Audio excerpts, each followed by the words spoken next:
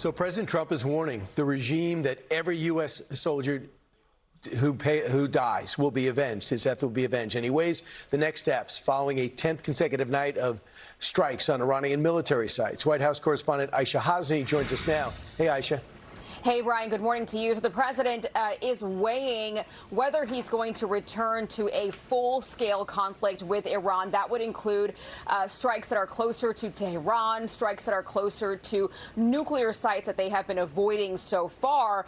And things are heating up even this morning. We see sirens going off in Bahrain as Iran is striking U.S. assets inside that country. Also overnight, Iran was targeting U.S. assets and targets inside of Kuwait and Jordan as well. This is all in exchange for U.S. forces striking Iranian military command centers, maritime capabilities, missile and drone launch sites, and air defense systems. The U.S. has been pounding Iran each night since 3 U.S. service members were killed over the weekend. A fourth as well killed in a downed Iranian drone explosion in Iraq on Saturday. The president issuing a stark warning on Truth Social on Monday, writing, "Every time Iran kills an American soldier, they will pay for that killing many times over." And 2 soldiers, Brian, have now been identified as First Lieutenant Tyler James Feehan of Hawaii, just 25 years old, and Private Isabella Gonzalez of Texas, 19 years old, very young.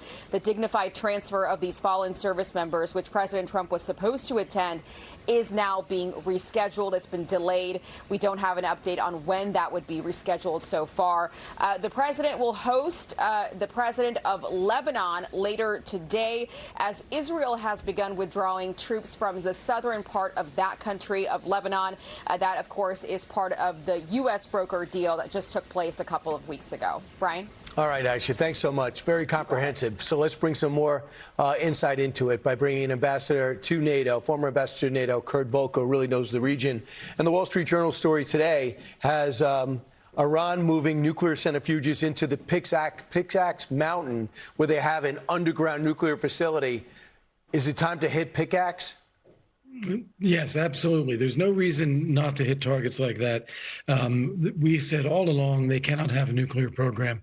They're never going to acknowledge that they're seeking to build a nuclear weapon. We should just take it out. There's nothing wrong with that. The pressure's building because the blockade's back. Iran not allowed to sell oil. They no longer had that 60-day window to work out a bigger deal. And now they're suffering from 10 straight days of attacks that seem to be ramping up as we get more aircraft into the region. Ambassador, the MOU, I know you were not a fan of, either was I. Is this a better answer? It's part of a better answer. But, Brian, what we really need is a clear goal and strategy to achieve the goal. Opening the strait could be that, but that's a very difficult military lift, and it's going to require permanent American military engagement. I don't think we want that. I think as long as this regime stays in place, we're going to have a problem. They're going to attack shipping. They're going to attack their neighbors. They're going to threaten Israel. They're going to support the proxies. They're going to try to get a nuclear weapon. So I'd like to see a strategy for how we actually get a different regime in Iran. So the Houthis are saying they're going to start blocking Saudi Arabia from using the Red Sea. That would be problematic. That is almost a sidebar issue because those two have been going at it again. Well, it is and it isn't, because that route is what Saudi Arabia was doing and other countries would begin to do to avoid going through the Strait of Hormuz. Take it to the other side of Saudi Arabia, ship it out from there. So by now saying, OK, we're going to have our proxies close that too, they're trying to really have a direct impact in the short term on oil prices and on gasoline prices here, because they know that's our pressure point. What would hitting the Capitol do to this campaign? It would send another signal to the Revolutionary Guard that we are prepared to hit them, that we are serious, we can inflict pain on them. But unless there is a follow-on that somehow convinces Iranians, the army, people of Iran, different insurgent groups that might be there, unless there's a way that it brings about a change, the IRGC is going to hunker down and ride this out. So we have the Gulf states being hit because we have bases there and they're allies of ours. That isolates them from Iran. But in this, how do you feel this is going to affect our relationships with the Gulf states? Well, they are very frustrated right now because obviously they don't want to be hit. They didn't want this big war. Now that we've started it, they see us taking half steps where we're hitting Iran and causing Iran to fire back. I think their view would be, shouldn't have done it, but now that you've done it, you have to go all the way. I think the word we started it, I guess technically, but they really started 47 years ago. This is the first administration to actually deal with it. That's right. No, you're absolutely right. For 47 years, ever since they took our diplomats hostage, we've had a problem with the Iranian regime.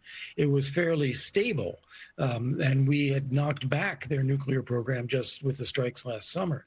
But this regime is not going to change character, and the Gulf states know that. And so I think their view is if you're going to deal with it all the way, and they'll be prepared to help. They want to be supportive, but they don't want to be caught in the middle.